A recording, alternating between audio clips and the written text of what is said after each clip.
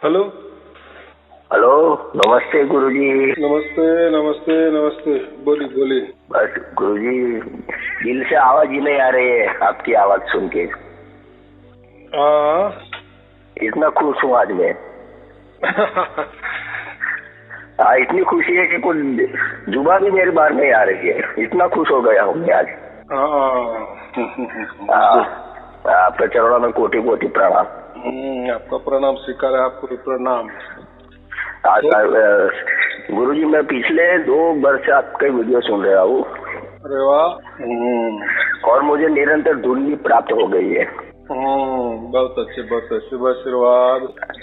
हाँ, मैं गुजरात से बोल रहा हूँ। हाँ हाँ हाँ हाँ। हाँ हाँ। वो आपका यहाँ हमारे गुजरात में ऐसा चल रहा है कि वो मैं भी कबीरपंथी हूँ। हाँ हाँ हाँ। वंश परंपरागत से है। हाँ। तो अभी तक मैंने कोई गुरु नहीं किया था। हाँ। बहुत गुरु है हमारे इधर, पर मेरा दिल नहीं लग रहा था क्योंकि हमारे यहाँ वो कबीरपंथ में ऐसा सब चल रहा है घोटाला के 4 शब्द तो लोगों को बनाते हैं। कुछ देते नहीं, कुछ को बोल देते हैं ओम सोम जपो, को बोल दे सत्यनाम जपो। मगर मेरे दिल में तो बचपन से एक ही आस थी कि जब तक जो कोई सच्चा गुरु ना मिले तब तक मैं किसी की दीक्षा नहीं लूं। आज तक मैंने कोई भी गुरु नहीं किया है। और बचपन से मैं आध्यात्मिक हूँ। मेरा 48 साल हो गया है। ग्रेजुएट हूँ बीकॉम। पढ़ाई लिखाई भी बहुत की। 3 लड़के हैं मेरे, वो भी 12 पास है। मगर इतनी बड़ी परेशानियां इतनी ज्यादा है क्या बताइए। तो ये शब्द मिलने के बाद तो बढ़ ही रही है परेशानी, मगर क्या करे, प्रारब्ध है। 1,00,000 की बात की आपने। प्रारब्ध है ना। आपकी वीडियो सभी सुना है, इसीलिए कोई फरियाद भी नहीं निकल रही है। जो अपने कर्म किए वही भुगतान कर रहा हूँ, ऐसा सोच के जी रहा हूँ। हाँ, लेकिन ऐसा है, थोड़ा फर्क पड़ता है ना। जैसे 4 शब्द प्राप्त होने के बाद जो भी हम भुगतान करते हैं तो वो सहज में हो जाता है। ये थोड़ा देखो, अगर कुछ भी फर्क नहीं पड़ता, जैसे समझो आपको 4 शब्द प्राप्त हो गया और आपके जीवन में जैसा पहला था अभी वैसा है, तो फिर वो 4 शब्द भी क्या काम का, परमात्मा भी क्या काम का जो हमारे काम में आ रहा है। बराबर। लेकिन थोड़ा बारीकी से हमने देखा ना, पहले वाली जिंदगी जहाँ हमें 4 शब्द प्राप्त नहीं था और उसके बाद वाली, या ऐसी जिंदगी कि हमें आप भी समझ में आया कि यही 4 शब्द है और यही परमात्मा है जो हमारे अंदर प्रकट हो गया है। ये दिन महत्वपूर्ण है। बाकी तो फिर कोई तो कहते हैं कि हमने तो ये 10-20 बरस से हम ऐसे सुन रहे हैं, या हमें मालूम था, या ऐसा धुन आती थी लेकिन हमने लक्ष्य नहीं, वो जाने दो। देखो, परमात्मा तो कोई आज प्रकट हुए है ना। परमात्मा तो कोई आज की बात नहीं ना। परमात्मा तो आदि अनादि से है ना, और वो सर्वव्यापी है ना। सर्वव्यापी है तो आपके अंदर बाहर भी है ना, उसने व्याप्त किए है ना। हाँ, तो फिर वैसे अगर धुन आपको आगे आ ही भी गई, वो कोई नई बात नहीं है। बराबर कि नहीं। लेकिन आपको पता ही नहीं ना। तो जब जिस दिन आपको पता चलता है वही दिन महत्वपूर्ण है। उसी दिन से आप समझो कि परमात्मा से जुड़ गए। बस जैसे कोई बहुत कहीं पकड़ता, जैसा कोई कंचन है, नहीं पड़ रही है। जैसे कोई कंचन है, हम खेल रहे, बराबर, रोज खेलता है बच्चा। लेकिन कोई एक आदमी ऐसा निकला कि उसने कहा भाई ये कंचन नहीं, ये हीरा है, तू इसको तो खेल रहा है। चलो अच्छी बात हो गई, मैंने देख लिए, मैं जानता हूँ मैं तो जोहरी हूँ, तू ये खेला मत कर, ये कोई खेलने वाली चीज नहीं है। अगर किसी को समझ आ गया तो ये चुरा लेगा और इसकी कीमत बहुत सारी है। फिर जब उसको समझ में आ गया, बस माला माल हो गया। फिर कैसा खेलेगा वो, उल्टा वो उसको रखेगा कि नहीं कि चलो ये हमारी प्रॉपर्टी हो गई, अभी कोई चिंता की बात नहीं है। कभी हमें ऐसा दिन आ गए, कभी हम इसको बेच डालेंगे, हमारा जीवन तो ये उदाहरण दिया। तो ऐसा ही जब हमें परमात्मा समझ में आ जाता है ना, तब से महत्वपूर्ण बात है। जैसे एक हमारे यहाँ कबीर पंच में क्या होता है गुरुजी के मरने के बाद आदमी की आरती करवाते, वो क्रिया पानी कराते हैं ना। हाँ। तो वो बोलते हैं वो सब फर्जियत करना पड़ता है ना, तो सतलोक में नहीं जाएंगे आप लोग। और 30-40 हजार का खर्चा करवाते हैं, वो आरती कराते हैं, जात जात की मेवा मिठाई भजन कीर्तन भंडारा। मैंने महंतों से चर्चा भी की, 2-3 महंत थे।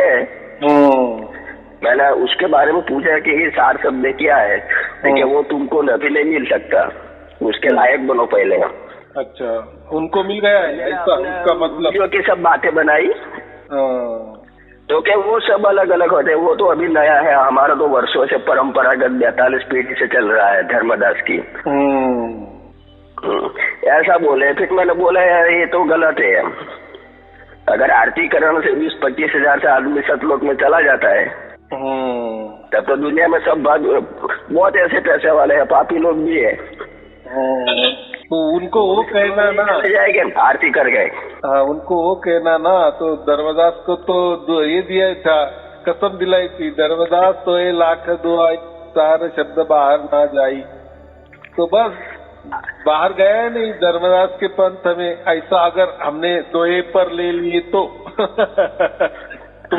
तो उनके पास अगर सार शब्द होता तो दे देते बराबर। अगर किसी कार्यक्रम करते हैं उसके वो 40-50 हजार लेते, तो उनको सार शब्द देने में कुछ नहीं है। और वो जब आदमी जिंदा होता है ना, तो उसी टाइम वो देना चाहिए।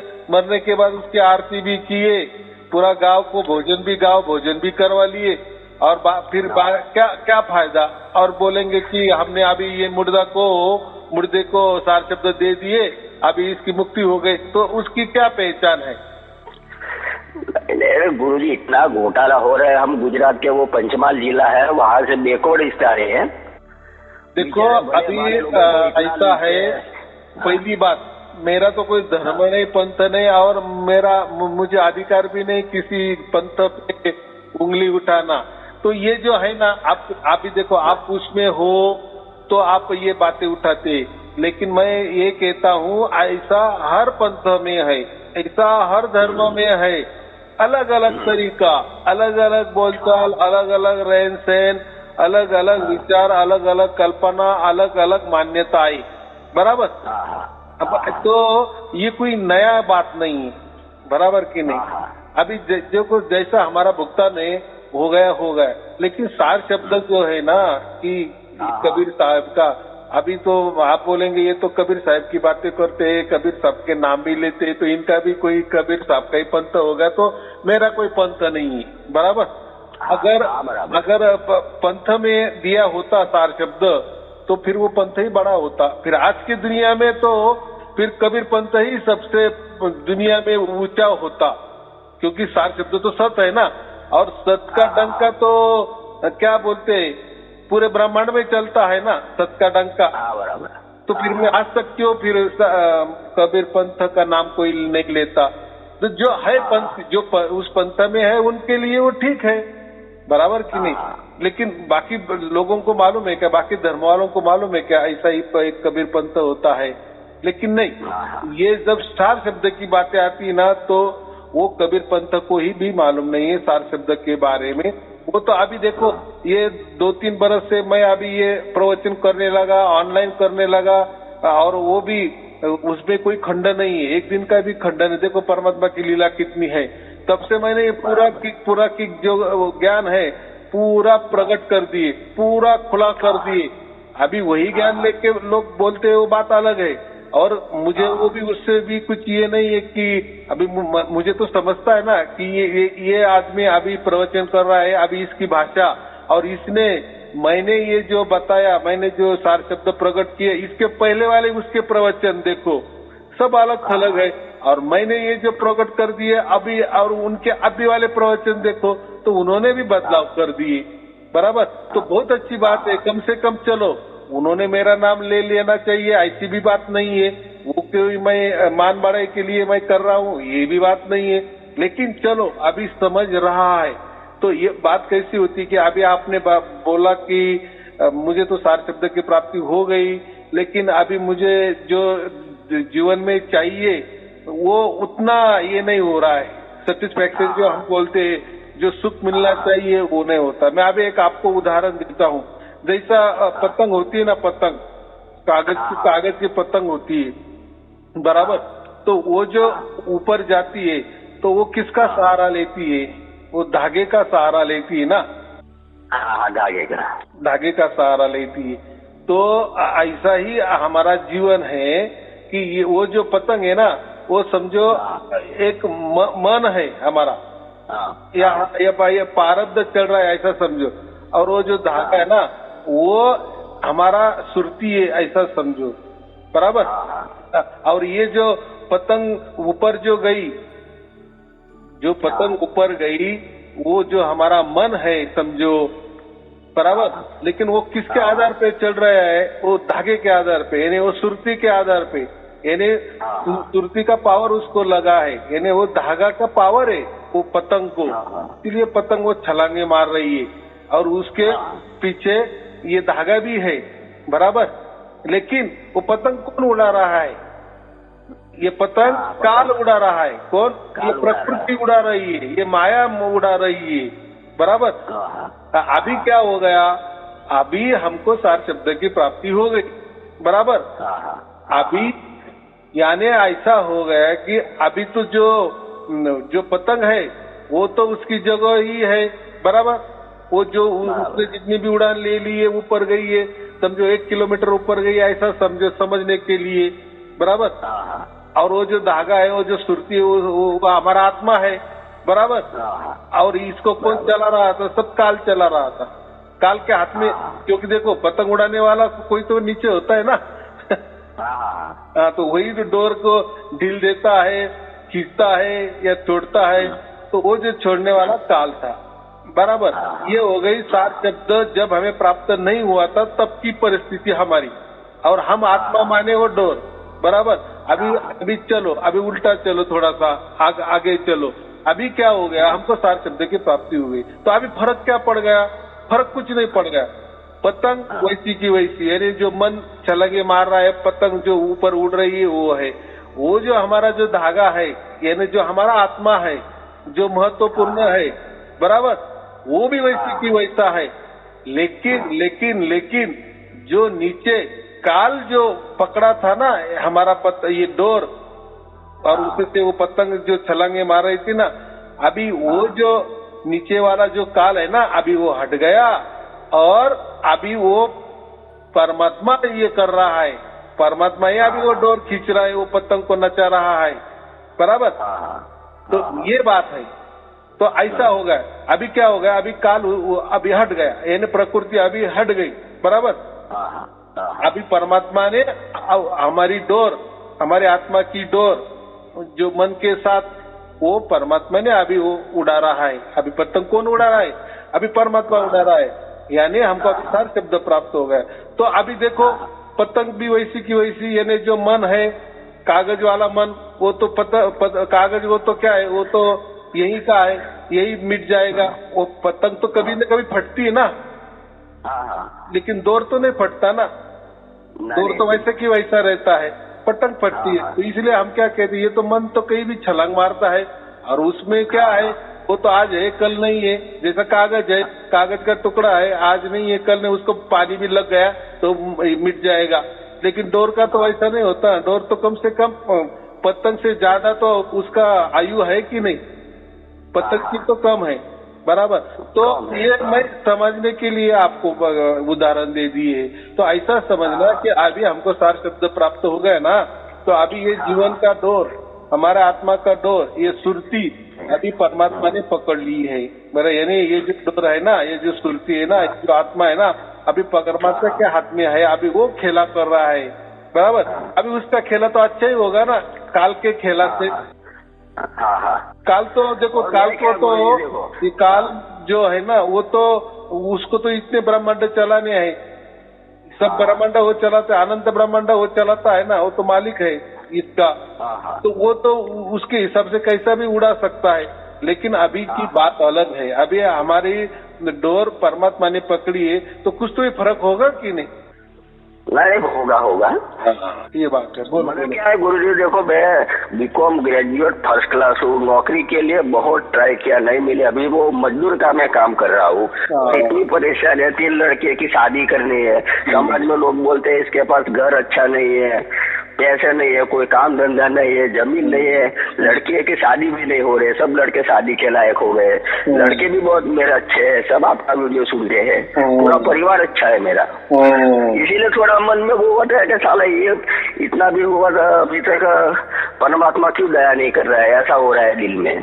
हाँ, तो कैसा है, मैं वही बोला, अभी प्रारब्ध की वजह से जो चल रहा है, मैं तो कहा ना, अभी तो वैसी की वैसी, मैं भी कह रहा, डोर तो वैसी की वैसी वही पुरानी डोर है और पतंग भी वैसी की वैसी है। लेकिन अभी परमात्मा ने ले ली, ये हमको समझ में आया ना, ये बहुत बड़ी महत्वपूर्ण बात है। अभी हमको समझ में आ गया कि अभी हमारा पूरा की पूरा हमारे कुछ हाथ में नहीं है, अभी पूरा के पूरा परमात्मा ने हमारा जीवन हाथ में ले लिया है, हमारी डोर अभी उसके हाथ में है, तो चलाएगा। अभी थोड़ा सा श्रद्धा सबूरी, जैसे साईं बाबा कहते हैं ना, श्रद्धा और सबूरी माने थोड़ा सबर करो, होगा। अभी तो हमको समझ में आया, इसके पहले हमको समझता नहीं, इसके पहले हम ही खींचते थे वो पतंग को, ये करते थे वो करते थे, यानी हमारा खेलना अलग था। अभी परमात्मा स्वयं खेल रहा है, तो अभी उसको थोड़ा खेलने दो माने वो उसके हिसाब से अभी वो काम करेगा। अभी हमारा हिसाब यहाँ नहीं है, इसीलिए तो मैं क्या कहता हूँ, सार शब्द माने शरणागति। पूरी तरह से हमें अभी शरणागति देनी है परमात्मा को, क्योंकि अभी हमें समझ गया है कि हमारी अभी डोर परमात्मा ने उसके हाथ में पकड़ी है, तो अभी वो खेलेगा, जैसा अभी खेला करेगा वैसा अभी हमें तैयार रहना चाहिए। अभी उसमें कुछ नाराजगी नहीं चाहिए, हो सकती है हमारे मन के मुताबिक थोड़ा सा नहीं होगा, लेकिन ऐसा समझो कि परमात्मा के मुताबिक हो रहा है, ये समझ के चलो ना। बोलो। अरे साहब, बचपन से इतने उपासना देव करी इतनी की है, वो भगवान विष्णु का तो हर रोज 1,000 पता एक नाम से चढ़ा रहता। हनुमान चालीसा 108 बार बैठ के किया, एक ही बैठक में किया, बहुत देव मंत्र इतने किए कि पूरी लाइफ उसने बिगाड़ दी। फिर भी कुछ फर्क नहीं हुआ। अब तो वो क्या है, सार शब्द मिल गया, परमात्मा जैसा भी रखे उसमें मंजूर, चाहे उसको जो करना है करे, जैसे चला है, मेरे को मंजूर है। बराबर की देखो, अभी आपने कहा ना, मैंने विष्णु सहस्त्रनाम किए, विष्णु का पूजन किए, तो ये सब प्राकृतिक मामला है। ये ब्रह्मा हो, विष्णु हो, शिव जी हो, ये तो प्राकृतिक मामले हैं। लेकिन देखो वो प्राकृतिक माने ये वो भी है ना, कोई तो भी पूरे अनंत ब्रह्मांड चलाते हैं ना तीनों भी, तो भी एक है ना, वो भी एक प्रकार के गुरु ही है ना। इसलिए तो हम बोलते हैं ना, गुरु ब्रह्मा गुरु विष्णु गुरुदेव महेश्वरा गुरु साक्षात पर ब्रह्म तस्मै गुरुवे नमः, माने कि जो पर ब्रह्म है ना, सबसे बड़ा गुरु है, तो कम से कम ये भी उसका हिस्से का काम कर रहे हैं ना, परमात्मा का हिस्से का आधा काम कर रहे हैं ना, बराबर। एक तो आत्मा, एक परमात्मा होता है और एक प्रकृति होती है, बराबर कि नहीं। लेकिन प्रकृति का यानी जो आधा काम ये तीनों कर रहे हैं ना, यानी परमात्मा जैसे वो भी काम कर रहे हैं ना, लेकिन उनका काम का तरीका अलग है, बराबर। वो कायदे कानून से काम करते हैं, अच्छा करेगा अच्छा भुगतान मिलेगा, बुरा करेगा बुरा भुगतान मिलेगा, बराबर। लेकिन यहाँ जो है ना, ये परमात्मा थोड़ा प्रेम स्वरूप है, वो हम कहते ना उसको दयावान करुणामय, वो हमारे बच्चों का सब कुछ समझते हैं। लेकिन ये जो है ना, ये लोग नहीं समझते, ब्रह्मा विष्णु महेश। वो कैसा है, जितना हम अच्छा किए तो उसका अच्छा ही फल देंगे, बुरा किए तो बुरा ही फल देंगे, यानी वो पूरे कायदे कानून पे चलते हैं, बराबर। लेकिन परमात्मा का वैसा नहीं, परमात्मा का वैसा नहीं। नहीं, देव को जितना उसका करोगे उतना देगा। हाँ, लाच रुश्वत जैसा है, लाच रुश्वत जैसा। अधिकारी को पैसा खिलाओ तो काम करेगा, का मंत्र जाप करो तो देगा, ऐसा है। हाँ, और जितना पुण्य उतना ही उसका भुगतान, पुण्य खत्म, वापिस जो है वो है, बराबर। ये दुख किसी को चुकता नहीं ना। तो अभी तो हमें मालूम हो गया ना, अभी तो हमने क्या की, अभी इनके हाथ से सत्ता हमारी निकाल के परमात्मा के हाथ में दे दी, यानी हमको सार शब्द अभी प्राप्त हो गया, बराबर। अब वो भी हमने नहीं प्राप्त किया, वो भी सब कुछ देख रहा था ना। हम ये जो काल के हाथ में थे तो हमारा क्या क्या हो रहा था, यानी जो हमारा ऐसा समझो जो भी कुछ भुगतान था वो हमने भुगत लिए, चुकता कर दिए। अभी हमारा जो भाग्य बना उससे भुगतान करके करके जो भी निचोड़ निकाला उसका भाग्य को हमारा अच्छा हो गया। इसलिए तो परमात्मा ने अभी हमारी डोर उसके हाथ में ले ली, इसके पहले नहीं ली थी। जब वही सार शब्द तो वही एक निशानी है ना कि हाँ अब हमारी डोर परमात्मा ने खुद ले ली है। बस अभी थोड़ा श्रद्धा सबूरी अभी वो करेगा, जो भी करेगा अच्छा करेगा। अभी उसके इसमें हम कुछ ये नहीं करना या संशय नहीं रहना कि ऐसा क्यों, तू तो परमात्मा है फिर ऐसा क्यों। अरे लेकिन थोड़ा ये भी रखना ना कि इसके पहले हमने ना जाने ये प्रकृति के हाथ में थे, हम ये काल के हाथ में थे, बराबर ना। तो बहुत सारा किसी का लेना देना भी होगा ना, तो वो तो नियम से तो वो तो चुकता करना ही पड़ेगा ना। लेकिन अभी चुकता करना भी है, अभी चुकता करना भी है। पतंग तो खेला करना ही है, लेकिन अभी खेला परमात्मा करने वाला है। अभी जो भी चुकता होने वाला है ना, होगा ना, तो परमात्मा देखेगा ना उसको, ऐसा मैं बोल रहा हूँ। लेकिन ऐसा नहीं कि अभी परमात्मा प्राप्त हो गए अभी बस पूरा माफ हो गया, ऐसा नहीं होता है, बराबर कि नहीं। क्योंकि कोई एक न एक के अंदर दखल अंदाजी नहीं करता, बराबर। काल के अंदर परमात्मा दखल अंदाजी नहीं करता और काल भी परमात्मा के अंदर दखल अंदाजी नहीं करता। क्योंकि ये जो सब प्रणाली चल रही है ना, ये बराबर चल रही है, बराबर। देखो प्रकृति चलानी है तो उसके लिए भी लोग चाहिए, बराबर। तो और जिनको मोक्ष चाहिए उनके लिए परमात्मा भी जरूरी है ना। परमात्मा का मुख्य काम क्या है? मोक्ष देना, बस। जो हम यहाँ खेलते हैं ना बच्चे प्रकृति में, कितने करोड़ों साल खेलते हैं, करोड़ों जन्म लिए, जो भी खेलते हैं ना, जो भी लेते हैं देते हैं, जो भी, और फिर उसमें से कोई निचोड़ निकलता है ना, उसमें से समझो अभी हम थक गए समझो। और ये थकान परमात्मा को समझ में आती कि नहीं अभी बच्चा थक गया है, अभी प्रकृति में खेलना नहीं चाहता है, इसको अभी मेरे पास आना है। वो तो सर्वज्ञानी है, उसको सब समझता है। बस जैसे समझता है वैसा वो प्रकट हो जाता है, उसको हम भाग्य कहते हैं। तो वो उसका काम है, वो उसका काम है कब प्रकट होना और कब नहीं, वो हमारे काम में नहीं है। यानी प्रकृति उसके कोई दखल अंदाजी नहीं। जैसे प्राकृतिक मंत्र वो भी कुछ कर नहीं सकते परमात्मा के बारे में, बराबर। ये गुरु लोग तो बोलते हैं कि ये ले लो मंत्र आपको मोक्ष मिल जाएगा, या ऐसा करो मोक्ष मिल जाएगा। यानी जो प्राकृतिक तरीके प्रकृति में काम आने वाले हैं, परमात्मा के कुछ काम नहीं आते। लेकिन ये ढकोसला कर देते हैं, नहीं नहीं मंत्रों से मिलेगा, ध्यान से मिलेगा, ये करने से मिलेगा, वो करने से मिलेगा। अरे जहाँ भी हमारा शरीर आ गए ना, प्रकृति ही आ गई। शरीर का जो भी 10 इंद्रिया आ गई ना, माने वो प्रकृति ही आ गई, बराबर। शरीर से जो भी कुछ करेंगे वो प्रकृति वाला ही होगा। कितनी सहज बात है। लेकिन परमात्मा जो है प्रकृति से अछूता है। जब कोई सार शब्द प्रकट हो जाता है तो वो कोई हमारे शरीर से प्राप्त नहीं होता, बस उसका हमें एहसास हो जाता है, बराबर। उसकी हमें अनुभूति होती है कि हाँ कोई तो भी मेरे साथ दूसरा है, बराबर। कोई तो भी अलग है जो अभी प्रकट हो गया है, मुझे अभी समझ में आ गया है कि, बराबर कि नहीं। वो तो वही समझा देता है बच्चों को। बच्चा तो इतना तो नादान होता है ना, लेकिन उतनी तो थोड़ी सी अक्ल तो होती है कि नहीं। उसका देखो परमात्मा तो बहुत बड़ा है और हम उसके बच्चे हैं, थोड़े उसके अंश है ना हम, बराबर। तो थोड़ी तो अकल तो होती है ना कि वो तो अपने बाप को तो पहचान सकता है ना। तो जब प्रकट हो जाता है परमात्मा हमारे अंदर, तब हम समझते हैं कि हाँ मेरा बाप प्रकट हो गया, बराबर कि नहीं। तो इतना तो समझते हैं ना हम। यानी प्रकट होना माने क्या, तो अभी हमारा जो डोर है अभी परमात्मा उसके हाथ में ले लिए। अभी काल का कोई हस्तक्षेप इसमें नहीं है, प्रकृति का कोई हस्तक्षेप अभी नहीं है। लेकिन इसके बावजूद भी, यानी काल भी माथा नमाता है, हम जो कहते हैं ना सार शब्द के आगे, परमात्मा के आगे, तो इसको ही कहा है। लेकिन परमात्मा ऐसा भी नहीं करता कि चलो अभी मैं मेरे बच्चों की डोर मेरे हाथ में ले ली तो उसको सब गुने माफ कर दिए, नहीं। क्योंकि प्रारब्ध तो अभी कुछ तो भी बच्चा है ना, उसको कुछ तो भी दिन तो जिंदा रहना है ना, कुछ सालों तक तो जिंदा रहना है ना। यानी रहना तो उसको ये काल के अंदर है, ये प्रकृति के अंदर है, ये तो उसके जो नियम है, जो बच्चों ने कुछ किया है लेन देना, वो तो चुकाना पड़ेगा ना। लेकिन अभी पहले चुकाने में जो हमें दर्द होता था, दुख होता था, अभी दुख तो आएंगे ही, लेकिन उतने अभी दर्द नहीं रहेगा ज्यादा, बराबर, हल्का सा रहेगा, लेकिन दुख तो आएगी। ये बात, क्योंकि अभी परमात्मा ने हमारी डोरी उसके हाथ में ले ली ना, तो दुख भी क्या, उसको भी समझता है कि दुख को कि अभी हम किसके हाथ में जा रहे हैं, तो वो हल्के होते हैं, नष्ट नहीं होते, क्योंकि वो तो चक्र है ना, वो तो नियम है ना, नियम के अनुसार तो चलना पड़ेगा ना।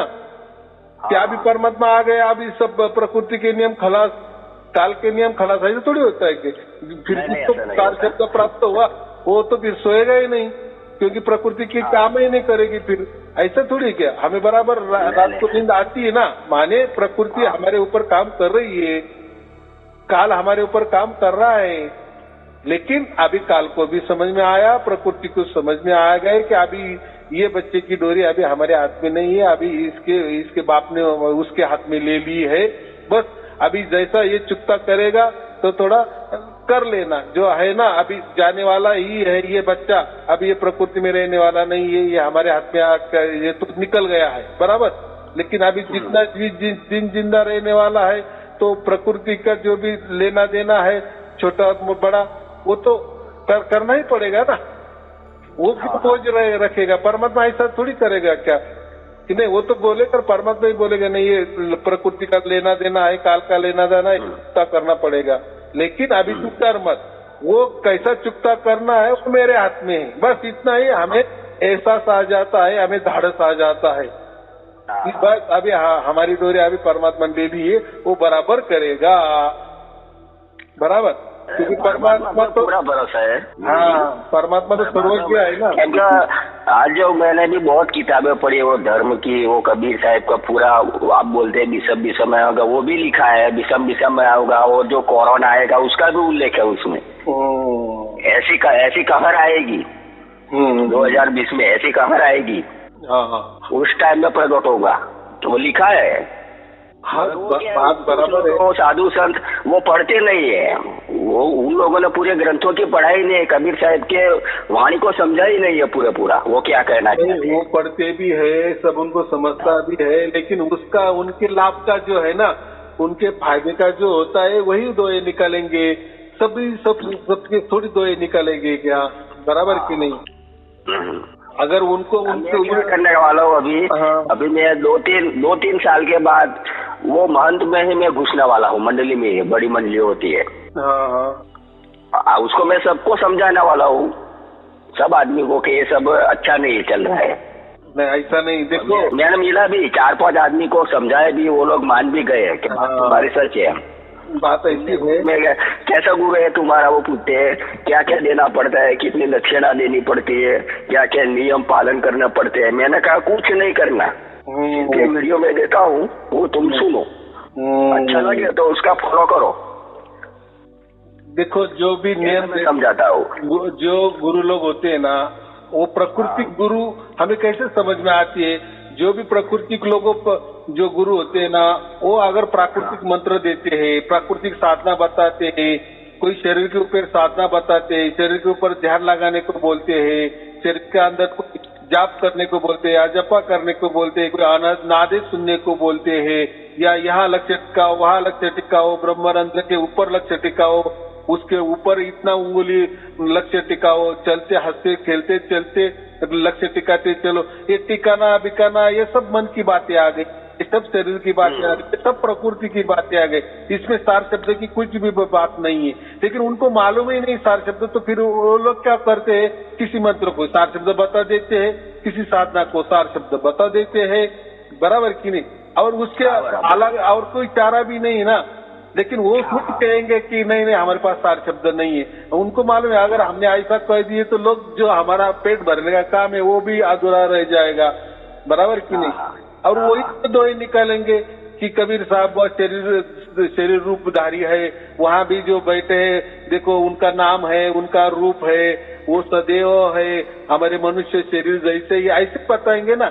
अगर वैसा नहीं बताएंगे तो फिर उनकी पूजा कौन करेगा, उनकी आरती कौन करेंगे, उनके मंदिर कौन बनवाएंगे, उनके फोटो फिर वो मंदिर में या आश्रम में कौन लगाएगा। कितनी सहज बात है। यानी उनकी मान बढ़ाई के लिए, उनकी पूजा करने के लिए वो साक्षात जो परमात्मा जो है निर्गुण निराकार और सगुण साकार के परे है, पार है, उसको वो ये इस मनुष्य में लाते हैं, मनुष्य देहों में लाते हैं, नाम में लाते हैं, रूप में लाते हैं।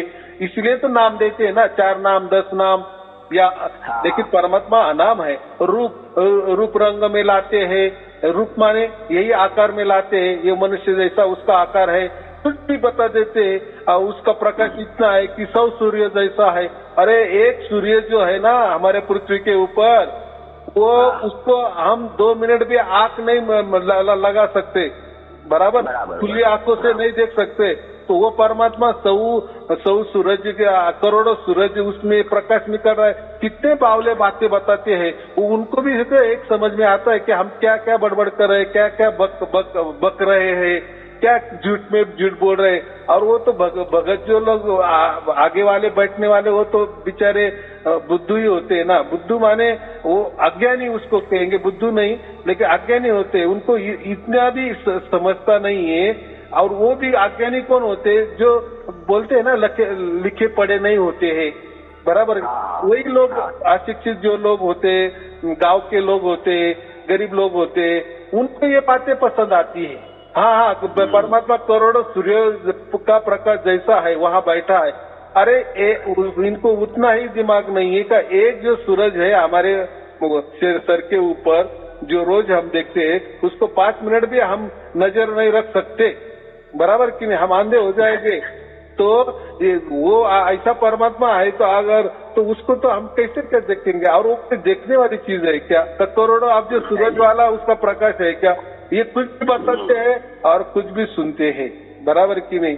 और लोग तालियां बजाते हैं और उनके पाँव छूते हैं, बराबर की नहीं। ये नहीं क्या गुरु जी, हमारे यहाँ तो गुरु आते हैं तो उसके लिए पूरे गुलाब के एक लोहरी जैसा फूल लाते हैं, उस पे उसको चलाते हैं, उसके पैर धोते हैं, वो सब में बांटते हैं कि गुरु का चरणा मत है, ये पी लो तुम्हारा उद्धार हो जाएगा, सतलोक में डायरेक्ट चले जाओगे, इतना पैसा दो। वो नारियल चढ़ाता है, तब बोलता है ये नारियल में तुम्हारा सब कुछ आ गया, अगला पिछला पाप कर्म, अब तो आज से तो मुक्त हो गए, कंठी पहन लो। अरे वाह, 5,000 10,000 है वो मंदिर में दान करवा दो। अरे इतना चलता है। बेचारे लोग, कभी भी किसी के घर में कोई भी आदमी मर गया, उसको 50,000 का खर्च आता है वो आरती कराने का। हमारा कबीरपंथ में ऐसा चलता है, गुजरात में आदमी मर जाता है, उसका क्रिया पानी के दिन 50 से 60,000 आता है खर्चा। उसके बाद 1.25 महीने के बाद आनंद आरती कराता है, उसमें लाख रुपए का होता है। बेचारा आदमी तो यूं ही मर जाता है, मरने वाला तो मर गया मगर उसके पीछे जो है वो भी मर जाते हैं देवा कर करके। वो क्या करते हैं कि समाज की इज्जत रखने के लिए कि ये लोगों ने किया था तो मेरे को भी, मेरा माता पिता गुजर गए, भाई गुजर गए, मेरे को भी करना पड़ेगा। इधर उधर से बेचारे कर्जे लेते हैं, फिर सारी जिंदगी उसी में निकाल देते। हाँ, इतना खर्चा। देखो ये जो बातें है ना, ये सब उनकी दिमागी बातें है। वो ना कहीं कबीर साहब ने ऐसा कुछ लिखा है, लेकिन ये खुद अगर कबीर बन बैठे तो फिर वो तो उनके दिमाग से कुछ भी निकालेंगे। फिर उनके दिमाग से निकाले माने कबीर जी के दिमाग से निकाले, ऐसा वो अर्थ उसका होता है ना, बराबर की नहीं। लेकिन कबीर साहब तो जब आरती करते हैं वो खुद कबीर साहब का ड्रेस पहन के बैठ जाते हैं, माथे पे ऐसी टोपी लगाते हैं, पूरे व्हाइट कपड़ा पहन, इतना अच्छा लगता है कि साक्षात कबीर साहब लोगों को लगते हैं। और उसकी आरती करवाते हैं, पैर डबवाते हैं, क्या क्या करवाते हैं। हम लोग तो इतना नाराज हो जाते हैं कि क्या बताए, मगर ये अज्ञानी लोग कुछ समझ नहीं पा रहे हैं। तो उसके ऊपर ऐसा डब्बा लगा दिया है बरसों से, पीढ़ियों से, वो जल्दी निकल ही नहीं रहे उसके मन से। इसीलिए तो इनको जो परमात्मा है ना, नाम रूप वाला चाहिए, आकार वाला चाहिए परमात्मा। और देखो हमने अगर किसी मूर्ति की पूजा की तो ये लोग लगे नाम रखेंगे, अरे वो मूर्ति पूजा कर रहे। कबीर साहब ने मूर्ति पूजा का खंडन किए है हम। और आपको पूजा करना चला, अरे मूर्ति माने क्या है? जैसे पहले के जमाने में कोई हमारा अच्छा आदमी, कोई दादा परदादे मरते थे ना, तो उसकी याद में हम मूर्ति उसकी बनाते थे। तो वैसे ही जो पहले से कोई देवी देवता बन गए, समझो हम राम बोले, कृष्ण बोले, अब तो वो नहीं ना, तो उनकी याद में एक मूर्ति बनाते हैं, बराबर। तो ये कहते हैं कि उनकी पूजा मत करो, लेकिन ये जिंदा मूर्ति, जिंदे की पूजा करो। ये जो हाड़ मांस का और मलमूत्र का शरीर लेके उसकी पूजा करो, वो चलेगा। लेकिन वो जो पत्थर वाली मूर्ति, उसकी मैं तो कहता हूँ ये हाड़ मांस और मलमूत्र की पूजा करने से वो पत्थर की पूजा की तो बहुत अच्छी, लेकिन वो कहते के लिए कबीर साहब ने उसको मना कर दिए, लेकिन कबीर साहब ने इसको हाँ कर दिए क्या, ऐसा मुझे उनको पूछना है। तो बात ऐसी है कि ऐसा ही है, कबीर साहब ने इसके ऊपर बहुत बड़ा ये किया है कि अंधश्रद्धा के खिलाफ उनके अगर कुछ दोहे निकालेंगे ना, तो उन्होंने हर धर्म के ऊपर भी टिक्का टिप्पणी की है। लेकिन टीका टिप्पणी किसके लिए की? ये अंधश्रद्धा के ऊपर उन्होंने की है। उन्होंने किसी धर्म पंथ का, मजहब का, संप्रदाय का विरोध नहीं किया है। जो चल रहा है वो अच्छा चल रहा है, लेकिन जो उसके अंदर वो जो अंधश्रद्धा घुसी है ना, अंधश्रद्धा माने क्या, उनके पेट के लिए कुछ भी अपने मन से कुछ भी निकालते हैं और कुछ भी नियम निकालते हैं और बोलते हैं कि कबीर साहब तो बंदी छोड़ है, बंधनों से मुक्त करने वाला है। और ये कबीर साहब देखो, ये जिंदा जागता हाड़मास मलमूत्र के कबीर साहब, ये तो लोगों के ऊपर बंधनों के ऊपर बंधन डालते हैं। तो ये चलता है इनका, ये ऐसा कबीर चाहिए, लेकिन वो कबीर नहीं चाहिए। तो ऐसा है, कबीर साहब ने ऐसा कहीं भी नहीं लिखा है। अगर वो दिखाते भी है तो वो उनकी चालाकी होगी, किसने उसमें डाला होगा। देखो दोहे तो अभी लाखों दोहे है, किसी भी दोहे को तोड़ मरोड़ कर सकते हैं ना, बराबर की नहीं। और उसमें वो दब देना, बस कबीर साहब के नाम का ठप्पा लगा देना, ऐसा ही चलता है। कबीर साहब का तो कोई पंथ है ही नहीं गुरुजी। मैंने कबीर साहब का वो बीजे काटे हैं, उसका अनुराग सागर, कबीर साहब के जितने भी पुस्तकों ग्रंथ है मैंने पढ़े, उसमें कोई कबीर धर्म का उल्लेख नहीं है। वो सिर्फ ज्ञान दिया है। ऐसा है, ज्ञान मतलब पूरी जो अंधश्रद्धा है उसको मिटा दिया है। इसीलिए सब धर्म के लोग को ये अच्छा नहीं लगता है, इसीलिए कबीर साहब का सब विरोध कर रहे हैं। हाँ, विरोध कर रहे हैं। अच्छा है, पूरे धर्म वालों मानते हैं कबीर साहब अच्छा है, मगर वो अच्छा मानेगा तो फिर उसको उनका छोड़ना पड़ेगा। देखो कबीर साहब ने ये जो है ना, निर्गुण निराकार और सगुण साकार के परे जो राम है ना, उसके बारे में बोला है। उस परमात्मा के बारे में सब कुछ कहा गया है। ये बातें नहीं कही दी, लेकिन इन्होंने वो घुसाड़ दिए। चलो ऐसा है, हमें किसी के ऊपर उंगली उठाना वो भी अच्छा नहीं है। जैसा जिसका लेना देना है ना, जो लेना देना है ना पहले पिछले जन्म का, वही लोग वो भुगतान करते हैं। लेकिन मुझे इतना ही कहना है कि देखो पूरे पृथ्वी पर बहुत सारे ऐसे धर्म है, पंथ है, तो बहुत सारे इसमें ऐसे अंधश्रद्धा है ही, और वो चलती आई है परंपरा। वो बोलते हैं गुरु परंपरा है, प्रणाली है, उसके हिसाब से चलना पड़ता है। और अभी देखो, जिसको चलना है वो चलेगा, जिसको नहीं चलना है तो उसका कोई बुरा हो गया, ऐसा थोड़ी क्या। और वो थोड़ी बताते हैं कि हमारे पास आप, हम ही जाते हैं ना, ये भी बात है ना। देखो कोई गुरु उनके आश्रम में आपको नहीं बुलाता। हाँ देखो, वो तो उनकी जाहिरात टीवी पर करेंगे, उनकी जाहिरात पुस्तक के मार्फत करेंगे, उनकी जाहिरात तो सब करेंगे, वो प्रवचन वीडियो निकालेंगे। तो उनका कहना मानना नहीं मानना ये तो हमारे हाथ में होता है ना। हम अगर चल के उनके पास गए तो फिर तो उनके बंधन में रहना ही पड़ेगा ना। वो तो आपको बुलाने नहीं आए थे। हमारे गुजराती में कહેવત है कि लोभिया હોય તો દુતારા ભૂખે ના મરે। हमारे गुजराती में कહેवत છે। આવા માણસોને બધાને પોતપોતાના કામો કરાવવા હોય, अपना काम कराने की स्वार्थ वजह से गुरु करते हैं और गुरु उसका फायदा उठा लेता है। हाँ ऐसी बात है ना। नहीं देखो, अभी उनको परमात्मा के बारे में मालूम नहीं था। अभी कैसा है, लोगों को ये जो गुरु लोग बताते हैं वैसा ही परमात्मा पकड़ के बैठना पड़ता है ना। कोई गुरु बोलता है मंत्रों में परमात्मा है तो फिर लोग मानते हैं कि हाँ, क्योंकि भरोसा उनको गुरु पे है ना। गुरु बताता है मंत्रों पे, तो फिर उनको मंत्र मानना पड़ता है। गुरु बोलता है नहीं वो ध्यान में परमात्मा है, यहाँ ध्यान टिकाओ, वहाँ ध्यान टिकाओ, फिर लोगों को ऐसा करना पड़ता है। नहीं कोई बोलता है ये नाम में परमात्मा है, मंत्र में परमात्मा है, कोई विधि में परमात्मा है। जैसे आपने कोई विधि बताया ना, ये ऐसी विधि में, तो लोगों को ऐसा लगता है कि इसमें परमात्मा है, वही उसमें परमात्मा है। तो लोगों को लग रहा है ना, लोग मान रहे हैं ना, विश्वास रख रहे हैं ना। हाँ, लेकिन अभी का युग कैसा है, अभी तो परमात्मा ने सब उसका राज प्रकट कर दिए ना। हाँ, खुला कर दिए और ठप्पा भी लगा दिए। जैसे देखो, जो भी जिस बालक का जन्म होता है ना, तो जन्म से पहले एक दिन का बालक होता है, तो उसके ऊपर कोई ठप्पा रहता है क्या किसी धर्म का? वो तो उसके बाद में 2-4 दिन में जो भी धर्म हो उसका वो ठप्पा लगाते हैं। जैसे कान को छेद करना, कोई सुनता करना, जो भी फिर किसका बपतिस्मा करना, तो ऐसे धर्म बहुत सारे धर्म है, पंथ है, उसका वो ठप्पा वो बालक के ऊपर लगा देते हैं। बराबर, ये हमारा आदमी है बस। फिर वो बड़ा होता है तो उसके ऊपर पहले से ठप्पा लगा रहता है कि ये धर्म का है, या जिस धर्म में हमारे माँ बाप होते हैं उसके। लेकिन मुझे इतना ही कहना है, जब भी जिस बालक का जन्म होता है ना, तो वो तो सदैव आता है ना, ये उसके ऊपर कोई ठप्पा नहीं रहता है, किसी की जहांगीरदारी नहीं होती, किसी की रजिस्ट्री नहीं होती। ये तो बाद में उस पर रजिस्ट्री कर देते है ना, बराबर की नहीं। और फिर और दूसरे उसके अलावा कोई चारा भी नहीं था ना। लेकिन अभी परमात्मा प्रकट हो गए, वो भी अभी उनका ठप्पा लगा रहे। अभी जिसके अभी अंदर परमात्मा प्रकट हो रहे, तो अभी परमात्मा उसकी ओर से ठप्पा लगा रहे।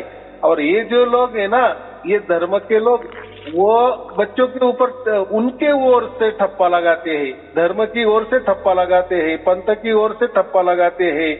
बराबर की? तो यानी उनकी पहचान देते हैं, उनकी जो खून होती है, वो साइन होता है, वो चिन्ह होता है, वो चिन्हांकित करते हैं ना। ऐसे कोई पंथ भी है ना कि कान फाड़ते हैं, ये करते, कोई चोटी रखने को बोलते हैं, अभी ऐसा कुछ नहीं। एक ही धर्म में, सभी धर्म में ऐसे अलग अलग रीति रिवाज चालू है। बराबर, लेकिन ठीक है, लेकिन वो रीति रिवाज किसने बनाए? वो धर्म ने बनाए ना, धर्म में लोगों ने बनाए ना। और ये लोग तो आप भी क्या है ना, ये धर्म आप भी क्या है ना, रीति रिवाज आप भी क्या है ना। लेकिन हमको किसने ठप्पा लगाया? सार शब्द जब हमारे अंदर प्रकट होता है तो ठप्पा कौन लगाता है? खुद परमात्मा लगाता है, ये मेरा बच्चा है।